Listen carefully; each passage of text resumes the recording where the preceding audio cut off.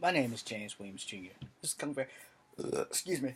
This is Comfort Havoc number 2, and I want to address some stuff. I wanted to address a night or so back, or when it first busted wide open. All right. So first and foremost, if you are under the age of 15, you should probably not watch this video because this is all about acting and entertainment and things that you kids aren't really ready for.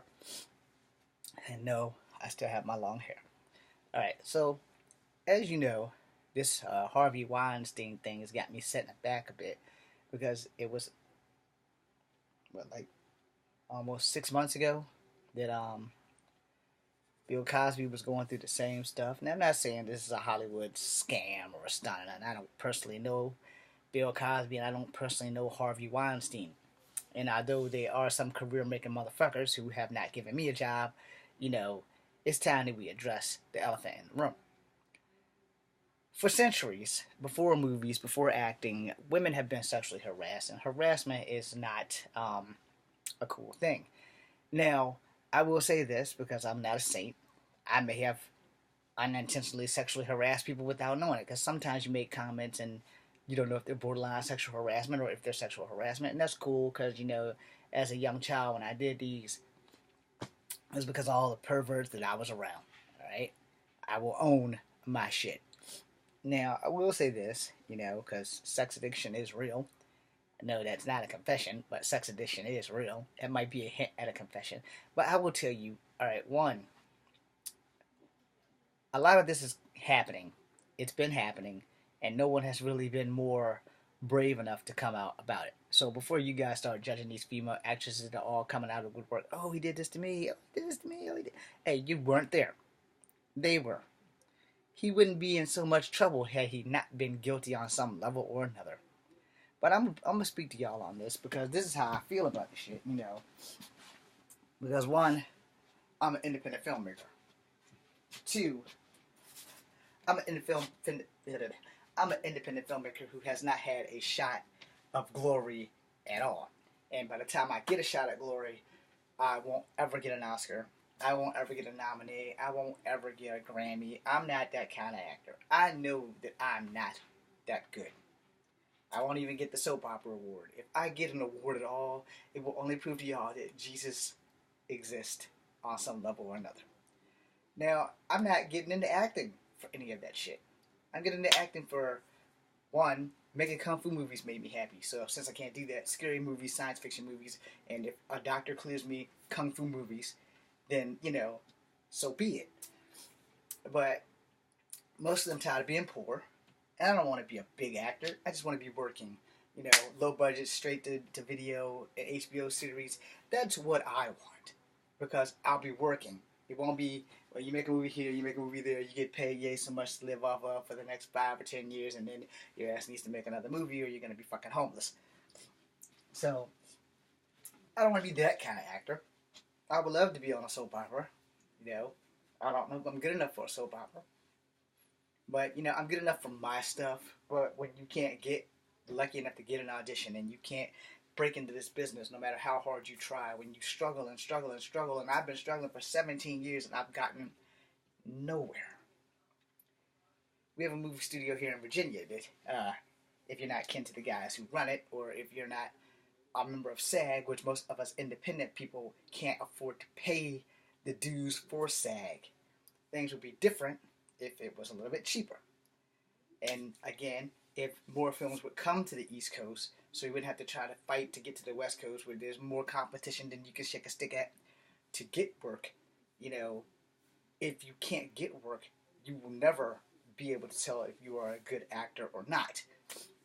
So, people who have given people chances, some people are grateful, some people are not. And in this case, being grateful has nothing to do with it. If you're wrong, you're wrong.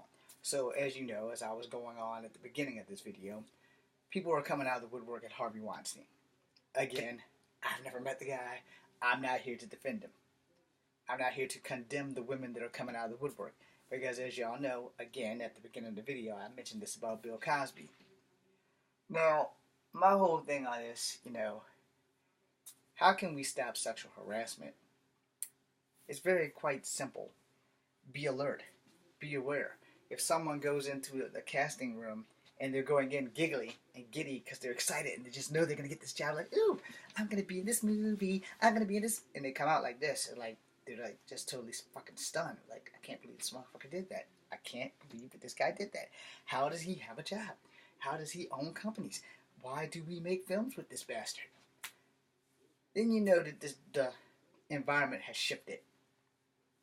Now the signs are really simple. You know, if a person went in and excited and came out like they've been totally disheveled, then you know something went wrong in there, and that person may never ever want to be a Hollywood actor or an actor at all, because one bad experience is all it takes to fuck your life up forever. Now, here's my thing on that. You know, a lot of sacrifices going into making movies. A lot of sacrifices going into becoming an actor. It really does. It takes everything you have to keep pushing and pushing and pushing until you reach that brass ring. I'll be happy if I just reach the paper ring. The one that says, hey James, we got one acting role for you. You only got one line. You can't screw this up. And you're only going to be in 7 episodes and you're going to say the same thing every time. Okay, cool. So I got 7 episodes, 1 line, and you think I can't fuck that up, but I'm pretty sure I probably can. But I'm down for this shit because that's what I want. Then you have to realize, here's the thing, you guys got to understand something about acting and stuff. Oh, they will pay you, and you will work. But see, you're under contract. And if they're contracting you for 4 or 5 movies, you know, you got to complete these movies or there's going to be a lawsuit and you're going to get the finger. That's right, the finger. Now, if that have offended you, I'm sorry. I'm pretty sure that the Dukes of Hazzard boys, John Snyder and Luke Wolfpack, whatever, Bo and Luke went through some of this shit. I was young, but I remember it. Because most of us kids actually can read way back in the 80s. For those who can't read, now you know. It might help you if you learn how to read. And besides, you can't be an actor if you can't read. Because most of the things that you hear the actors say is written on a piece of paper somewhere in the back. And sometimes we forget our lines. And then unless you're like my man David, Curb Your Enthusiasm, where you get the improv. Well, I'm more of an improv actor. Everything I've done, I've written down, but it doesn't translate from paper to verbal, so we improv a lot of shit. And sometimes improving actually makes things a hell of a lot worse, or a hell of a lot better, depending on your subjection in the editing room of the script. So, you know, you get your thing done and you're done. You go home, you come back and you work 14 more hours. But here's the thing. If you're doing acting and you love it, it's not fucking work. It's party. Every day and every night. And I just want to be an actor for the simple fact that I want to be happy. I would love to make kung fu movies, or scary movies, or those shocking dramas that I know I am never going to be in because I am not that fucking good. Or at least in here, I'm not that good. I won't know if I'm never given a shot. But every time there's been a casting call, I'm too short. I'm not black. I'm not white. We don't have roles for half-breeds. Now, how did I get on that? It's really simple. I'm going right back to where I started off with this Harvey Winstein shit. A lot of things happen more to women than men because most of us men don't want to take the blinders off because we're more concerned about ourselves. But some of these women's actresses are your brothers, sisters, your wife, you know, your girlfriend, your lesbian lover, however you want to take that. You know, I'm not going to take it back. It's been said. I can't take it back once it comes out my mouth.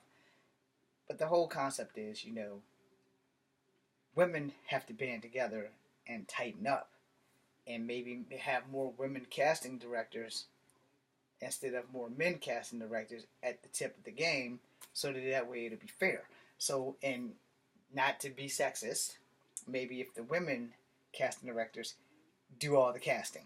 You know, oh, he's a handsome man. He can't act his way out of a wet paper bag, but we can fix that because all the actors around him will make him look good. That's what they'll have to do for me, of course. But at the same time, you never know. I might be able to hold my own, but no one will know because I haven't been given a shot. But the thing is, you know, maybe, just maybe, I'm not saying this to be a douchebag full of dick tips, maybe if more women were in control of the casting department, there might be more stories for more people and maybe less sexual harassment. Now, don't get it twisted. Women have been known to sexually harass men too, and that's what I read and put my video up about a woman raping a man a few weeks ago. You know, shit does happen. Now, as far as Harvey Weinstein goes, alright, so he's getting treatment, according to Entertainment Tonight and whatever the hell else I just watched. These things do happen, and we need to be physically and mentally aware of these things. So, if you think you are being sexually harassed, always remember one thing that is paramount and that is basically paramount to everything. Everybody's got a boss. Everybody. Everybody has to answer to somebody at some level, at some point, at some time. And for you who are in charge, that means y'all have bosses too. Because just like we can be fired, so can you. I'm James Williams Jr. This is Come Family number 2. Be seeing you.